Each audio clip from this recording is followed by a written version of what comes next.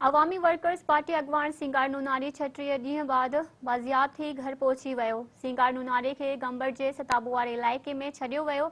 Comrade सिंगार नुनारी नसीराबाद में घर पहुतो त संदसि वनी फौजिया सिंगार समेत समूरनि भातियुनि ऐं अज़ीज़नि जा चेहरा बहिकी पिया।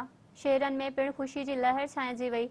अज़ीज़नि ऐं शहरनि जे वॾे अंग में कामरेड सिंगार जो गुलनि जी वर्खा सां इस्तक़बाल कयो वियो। सिंगार नुनारी खे 36 ॾींहं अॻु नसीराबाद मां पंहिंजे घरां खंबे गुम कयो वियो हो। संदसि बाज़ियाबी लाइ हाई कोर्ट में पिटीशन बि दाख़िल कराई वई हुई, जॾहिं त नसीराबाद में रोज़ानो जी बुनियाद ते सवे औरतुनि ऐं मर्दनि जो मासूम ॿारनि समेत एहतजाज मुसलसल जारी रहियो। हैदराबाद ऐं सांगड़ समेत मुख़्तलिफ़ शहरनि में एहतजाजी मुज़ाहिरा कया विया। सिंगार नुनारी जी गुमशुदगी ते संदसि वनी फौजिया नुनारी हिम्मत हारण बदिरां एहतजाजनि जी अॻवानी कंदे रही हुई ऐं गीतनि सां माहौल खे गरमाए पुरजोश बणाईंदी रही। फौजिया नुनारी मीडिया सां ॻाल्हाईंदे चयो त सिंगार नुनारी जी बाज़ियाबी ते संदन ख़ुशी जी का हद न आहे।